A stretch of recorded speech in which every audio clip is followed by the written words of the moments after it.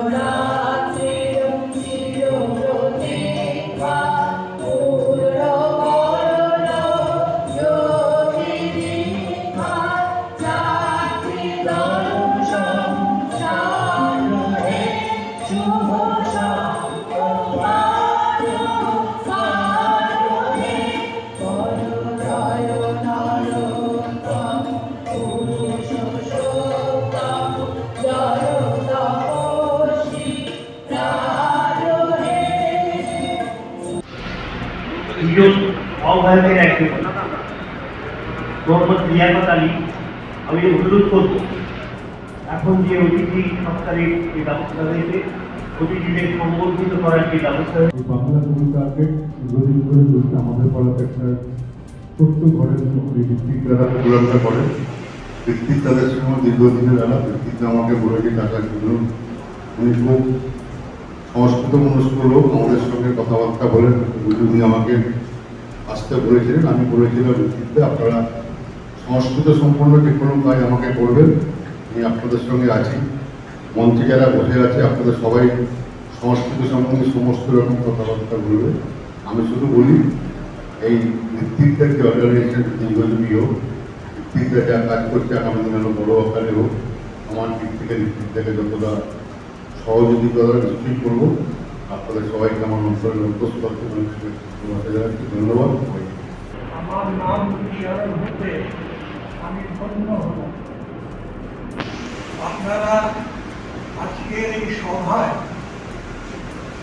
এসেছেন, আশা ছিল অনেক কম, কিন্তু আমরা যে অনুষ্ঠান করি সেই অনুষ্ঠানের ভার বহন করা আমাদের কয়েকজনের পক্ষে সম্ভব না। সেই জন্যই আপনারা সকলে এখানে এসেছেন।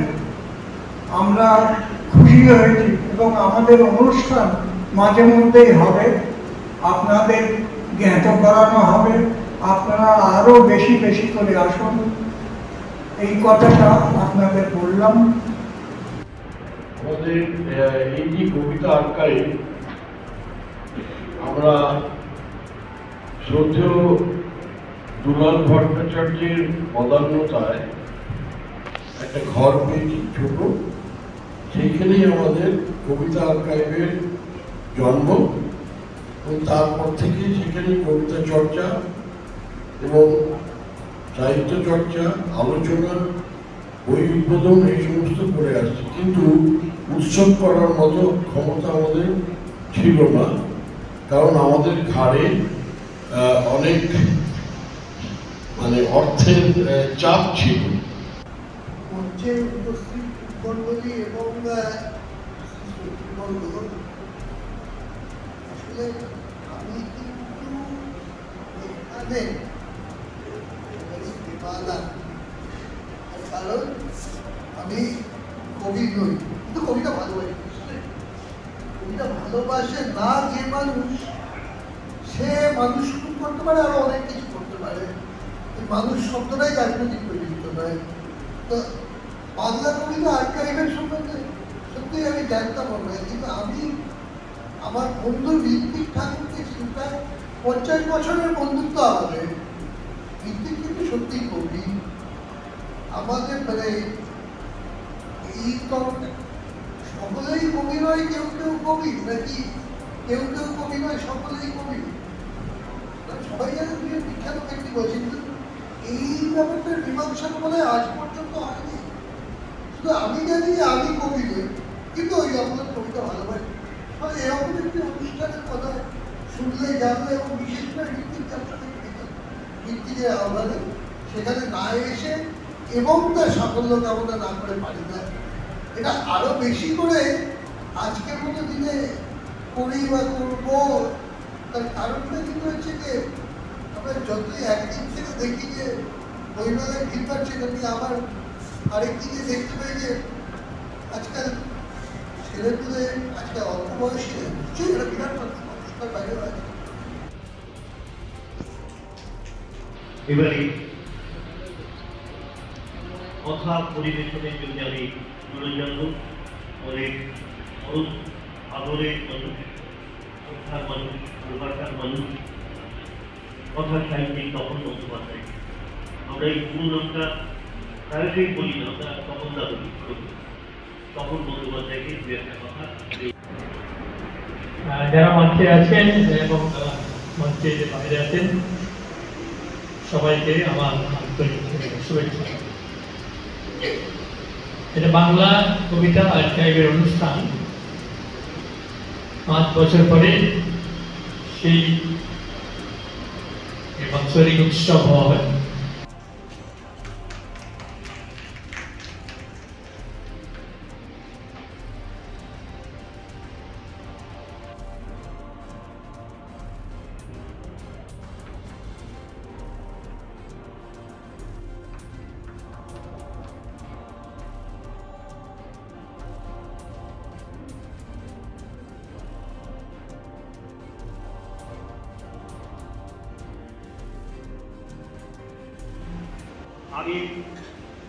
উপস্থিত সভাপতি, প্রধান অতিথি, গুণীজন এবং বিশিষ্ট সাহিত্যিক গল্পকার কবি তপন বন্দ্যোপাধ্যায়, দুবার সাহিত্য আকাদেমি পাওয়া লেখক, তার পাশে বলার সুযোগ পেলাম এই একটা অনুষ্ঠানের কারণে। আসলে বাংলার কবিতা আর্কাইভ এই সংস্থা বললেন অনেকদিন বাদে এটা হচ্ছে। আমার ভালো লাগে কোনো জায়গায় কোনো সাহিত্যের উপরে অনুষ্ঠান হলে আমার একটা ভালো লাগা আছে। তো আজকের এই অনুষ্ঠানের যে পরিসর, যে বিষয়বস্তু, আমার মনে হয় না সেখানে আমি খুব উপযুক্ত মানুষ। আমি মূলত আমি চলচ্চিত্র পরিচালক। আমি একাধিক প্রায় 22-23টা ডকুমেন্টারি করেছি, সবটাই প্রায় রামকৃষ্ণ মিশনের, বাকি আরো অনেকের আছে। এই মুহূর্তে আমি একটা সিলেট রেফারেন্ডাম যেটা হয়েছিল, আপনারা জানেন সিলেটটা কিভাবে ভাগ হয়েছিল খুব অন্যায়ভাবে। সিলেটটা আমাদের এখানে আসার কথা ছিল, কিন্তু একটা রাজদীপ সাহেবের একটা নির্দেশে সিলেটে একটা রেফারেন্ডাম হয়েছিল, অর্থাৎ গণভোট হয়েছিল এই 1946-এ 6-7 জুলাই। এই শংসাপত্র প্রদত্ত তলায় যাদের নাম রয়েছে,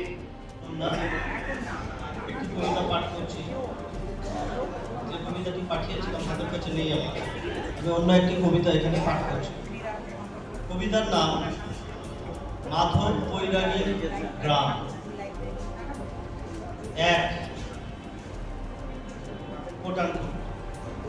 বেলা যে পড়ে এলো জলকে জল, মাধবের ওখানে বেলা যেতে যেতে বসলো। মাত্র ঘর থেকে বেরোতেই দেখলো কখন রোদ উঠে গেছে, গোধূলির পিঠে ছায়া নেই, উঠোনের এক কোণে বেলা পড়ে আছে অবেলায়। তার শরীর ও অশরীরে কম্পনের ছাপ, স্রোতের নয়ান। ওমা, সেও কি হয়? নদীর চঞ্চলতা কি জানে? উঠোনের এইসব স্থবির আবদার। মাধব ধীরে ধীরে তাকে হাত ধরে নিয়ে যায় ঘরের ভিতর। মাস্টার মশাইকে মানে রামাপ্রসাদ স্যারকে কীভাবে বলবো, ৮৬ বছর বয়স। আমি সাম্প্রতিক একটি ওনার কাজের কথা বলি। গত ২০ বছর ধরে উনি আমেরিকায় এবং কলকাতায় প্রায় ২০০-র ওপর বই কিনেছেন। সেই ২০০ বই থেকে ১ পাতা বা ১.৫ পাতা তিনি তাঁর ভাষার একটি বিষয়ের ওপর গবেষণার জন্য পেয়েছে। বাকিটা তিনি তাঁর নিজের অধ্যবসায় দিয়ে ২০ বছর ধরে কাজ করে বাংলা ভাষায় একটি বিষয়কে, মানে ধ্বনি বিজ্ঞানের কথা যদি আবিষ্কার করেছেন, সেটি হলো স্বনামশীলতা, মানে ইংরেজিতে আমরা যাকে বলি সোনোরিটি। আমি বিস্তারিত যাচ্ছি না। সেই বইটি স্বনামশীলতা বাংলা ভাষার অনুষঙ্গে ওনার সাম্প্রতিক প্রকাশিত ভাষা বিজ্ঞানের ওপর বই।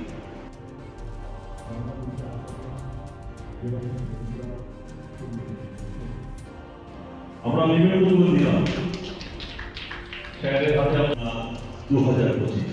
এত ছোট হাততালি দিয়ে সম্মান হয় না, জোরে যায়, জোরে।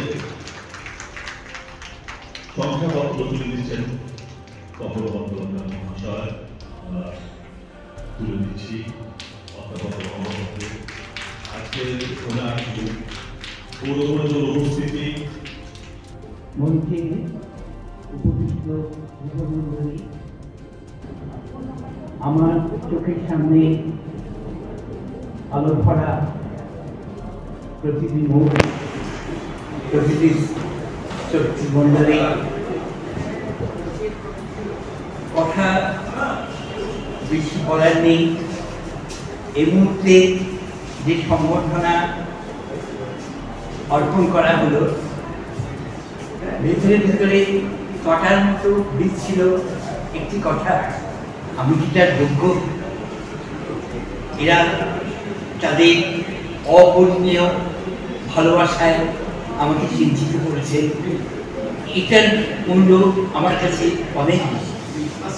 বিজ্ঞাপন দিয়েও প্রকৃত পুরুষের দর্শন পাওয়া অসম্ভব, বরং কালের বিবর্তনে নারী মাংসলোভী বিকারগ্রস্ত এক গোষ্ঠীকে যত্রতত্র দেখা যায়।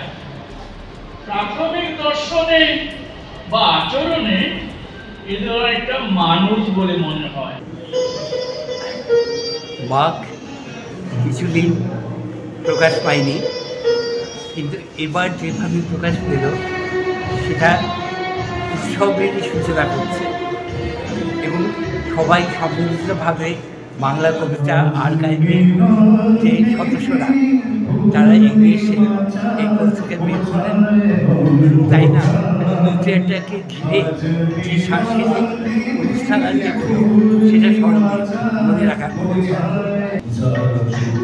এখানে একটা কথা বলতে হবে, বক্তিয়ার বলতেন যে always speak in poetry, in pros. তখন তুমি গদ্য লিখবে, তখন তুমি কবিতায় এই যে কবির প্রাণতা আজকে নিষ্ঠুর বাস্তবতায় যেন হারিয়ে যাচ্ছে, কিন্তু বাংলা কবিতা আর্কাইভের মতো প্রতিষ্ঠান সেই কবির প্রাণতাকে ধরে রেখেছে এবং বহু মানুষের মধ্যে তার সংবেদনশীলতা ছড়িয়ে দিচ্ছে। এই ছোট্ট প্রতিষ্ঠান দেখতে ছোট্ট, কিন্তু আসলে ছোট নয়।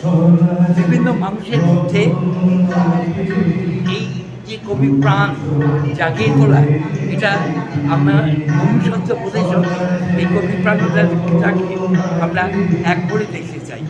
এখানে মানুষের বেঁচে থাকার অর্থ পাওয়া যায়। আমি সংস্কৃত মানুষ থেকে আমার ওয়ার্ডে আমি একটা সৃজনে 121 একটা সাংস্কৃতিক মঞ্চ আমি তৈরি করেছি।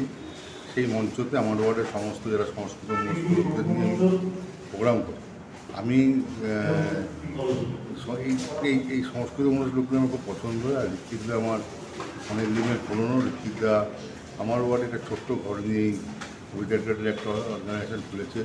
অনেক প্রবলেম ছিল, আমার বাড়িতে যে বাড়িতে থাকে সে বাড়িতে অনেক প্রবলেম করেছে, অনেক এবং ওনারা কবিতা আত্মচর্চা করতে গেলে তো ভালো লাগে মানুষের অনেক অন্যান্য রকমের। সেই তুলনায় এটা একটা বেশ আলাদা পরিবেশ হয়। এই পরিবেশটা আমার ভালো লাগে বলি। আর এরা যখন থাকে তখন ভালো অর্গানাইজেশন, ভীষণ ভালো আছে। ওরা কবিতার বিকাশ করবে, শিশু মনের অনেক বিকাশ হবে। কবিতা পাঠ করলে মানুষের মনও ভালো হয়। আশা করবো মানে আপনাদের কী বলবো, যে এলাকার যে সংস্কৃতিপূর্ণ যে খরা চলছে, সেই খরাটা কবিতা আর্কেট কিছুটা মুক্ত করবে। সেই জিনিসটা যদি হয় তাহলে কবিতা আর্কেটের একটা সাফল্য। এবং আমি এই কবিতা আর্কেট যেটা আছে তাদের সঙ্গে সমস্ত রকমভাবে তাদের প্রোগ্রাম করা যে কোনো সহযোগিতা দরকার। আমি নিজেই খুব অভিভূত, কারণ আমরা তো গত 5 বছর আমরা কিছুই করতে পারিনি। মহামারী, অতিমারি, মানে আমি করোনার কথা বলছি, তখন থেকে আমরা স্তব্ধ ছিলাম। কিন্তু গত 3 মাস আমরা প্রভূত পরিশ্রম করেছি, কবি বন্ধুদের কাছে এবং বন্ধুদের কাছে পৌঁছেছি। এবং এই অঞ্চলের শুধু নয়, গোটা পশ্চিমবঙ্গের প্রচুর মানুষের কাছে আমরা পৌঁছেছি, তাদের সহযোগিতা পেয়েছি। পোস্টকার্ডে কবিতা লিখেছেন প্রচুর কবি গোটা পশ্চিমবঙ্গের বিভিন্ন জেলা থেকে। এবং আমাদের অঞ্চলের মানুষ, বেহালা ঠাকুরপুকুর অঞ্চলের মানুষ, তারা প্রত্যেকে সহযোগিতা করেছেন বিভিন্নভাবে। যতটুকু তাদের সহযোগিতা করার আর্থিক শুধু নয়, শারীরিক মানসিক শ্রম দিয়েও তারা আমাদের এই বাক উৎসবকে তারা সফল করার চেষ্টা করেছেন। এবং আজকে তো আপনাদের নিউজ বাংলা চ্যানেলের কাছে আমরা কৃতজ্ঞ। আপনারা দেখছেন যে অনুষ্ঠানটা সফলতার দিকে এগিয়ে যাচ্ছে এবং এখন অনেক অনুষ্ঠান বাকি আছে। আমাদের ইচ্ছে আছে আগামী 1 বছরের মধ্যে আমরা এই বাংলা কবিতা আর্কাইভ থেকে এই বেহালা অঞ্চলে একটি লিটল ম্যাগাজিন এবং সংস্কৃতি উৎসব করব, বাক উৎসবের পাশাপাশি। এবং আপনারা আমাদের সঙ্গে আছেন, থাকবেন আগামী দিনে। আপনাদের চ্যানেলের মাধ্যমে আমাদের কাজের কথা ছড়িয়ে দিন। আমরা বাংলা কবিতার যে সংগ্রহশালা করেছি, আমাদের বইয়ের সংখ্যা প্রায় 4000, 50টা বইয়ে শুরু করে 4000-এর আগে পৌঁছে গেছি। এবং গোটা পৃথিবীর কথা জানি না, কিন্তু গোটা ভারতবর্ষে কবিতার কোনো আর্কাইভ নেই। বাংলা কবিতা সংগ্রহশালা সেদিক থেকে একটি ব্যতিক্রমী অনন্য দৃষ্টান্ত। আমি বলেছি যে এই সময়ে এটা প্রয়োজন, যখন মানুষের সংবেদনশীলতা ভুলে যাচ্ছে। মোবাইলের যুগে মানুষ পরস্পরের থেকে আরো দূরে সরে যাচ্ছে। মোবাইল পড়াই করেছে, কাজ করে দূরে ঠেলছে। ভীষণভাবে কারণ কবিরাই পারে মানুষকে সংবেদনশীলতা শেখাতে, মানুষের থেকে। এই সংগঠনের কর্মসূচি সার্থক আমার কোনো রকম সহযোগিতা সম্ভব হয় নিঃসন্দেহে যথাসম্ভব করব। বাক উৎসব বলার আগে আমার এই কবিতা আর্কাইভ সম্বন্ধে কিছু না বললে বাক উৎসবটা কেন কীভাবে বোঝা যাবে। সেটা হচ্ছে আমরা এখানে শ্রদ্ধেয় দুলাল ভট্টাচার্য মহাশয়ের বদান্যতায় আমরা একটা ফ্ল্যাট বাড়ির নিচে একটা জায়গা পাই। তিনি আমাদের সেটা দিয়ে গিয়েছিলেন এবং আমরা সেখানে কবিতা আর্কাইভ বলে একটি সংগঠন করি, যেখানে শুধু কবিতার চর্চা হবে, সাহিত্যের চর্চা হবে, কবিতা নিয়ে আলোচনা হবে, কবিতা কবিতা নিয়ে গবেষণা যদি কেউ করতে চায়, সেখানে কবিতার ওপরে প্রচুর বই রয়েছে, সেটা করতে পারে। এইভাবে আমরা শুরু করেছিলাম এবং শুরু করে বছর 4-5 আগে আমাদের একটা পত্রিকা ম্যাগাজিন বার করার ইচ্ছে হয় এবং আমরা তখন এই বাক পত্রিকা করেছিলাম, কিন্তু তারপরে দীর্ঘদিন আমাদের বন্ধ ছিল। মাঝখানে কোভিড হয়ে যাওয়ার পরে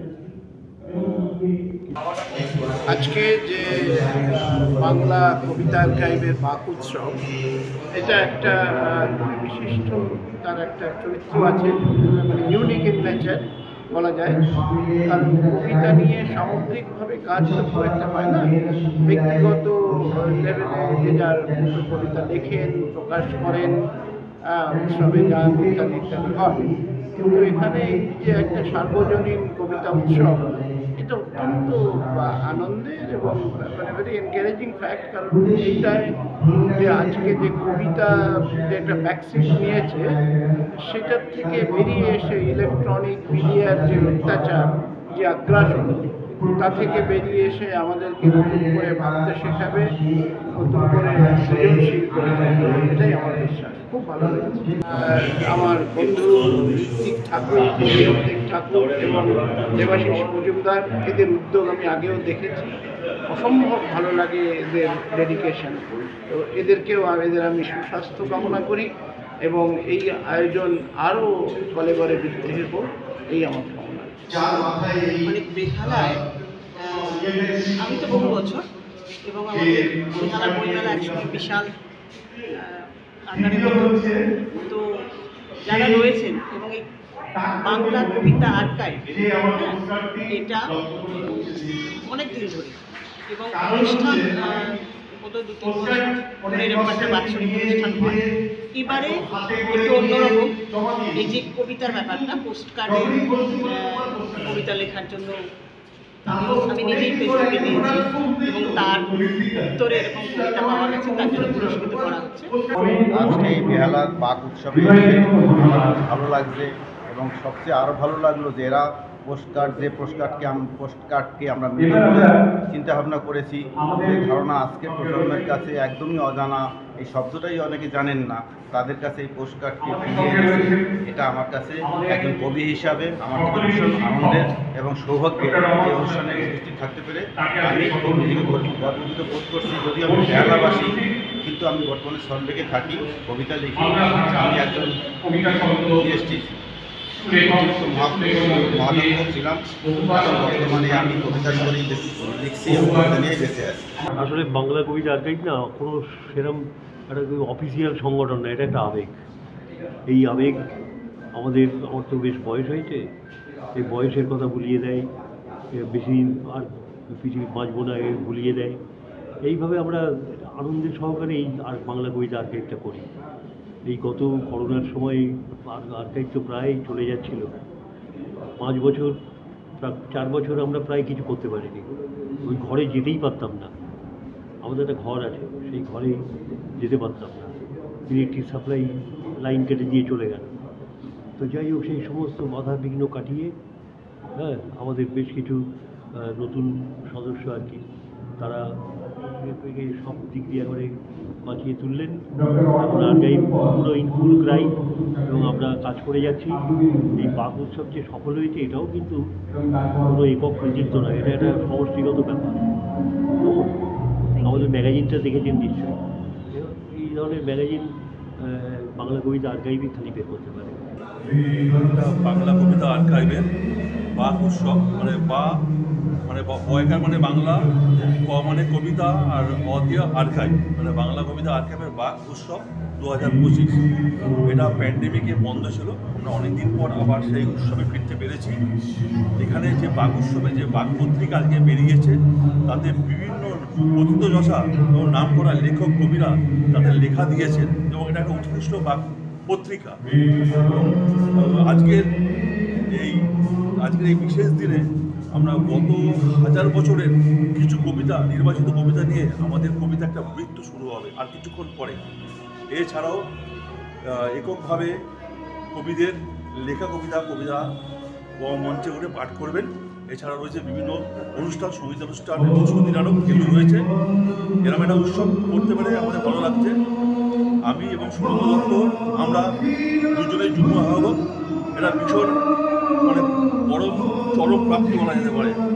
এবং আপনারা যারা আছেন, আমাদের যারা বিজ্ঞাপন দাতা, আমাদের যারা অনুদান দিয়েছেন, হ্যাঁ, প্রত্যেকের সাহায্যে আজকের এই বাঘ উৎসব সাফল্যমণ্ডিত হয়ে গেছে ইতিমধ্যে।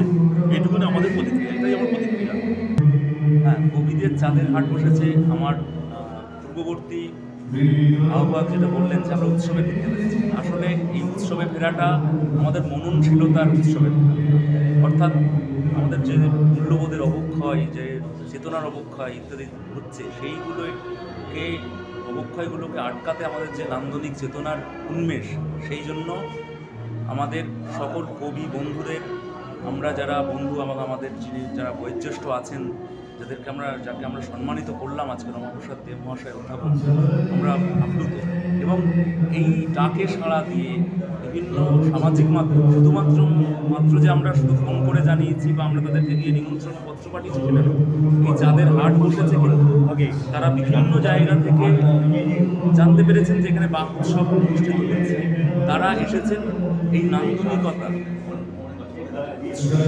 চেতনাকে জাগাতে, তারা সবাই এসেছেন।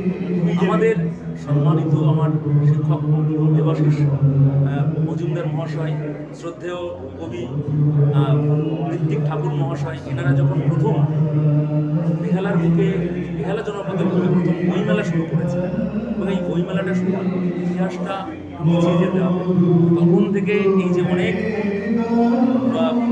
প্রতিকূলতার মধ্যে তারা এটাকে সম্পন্ন করতে পেরেছে। এবং আমাদের এই করোনা পরবর্তী সময় এইটাকে অনুষ্ঠিত করাটা একটা সহজ ছিল না।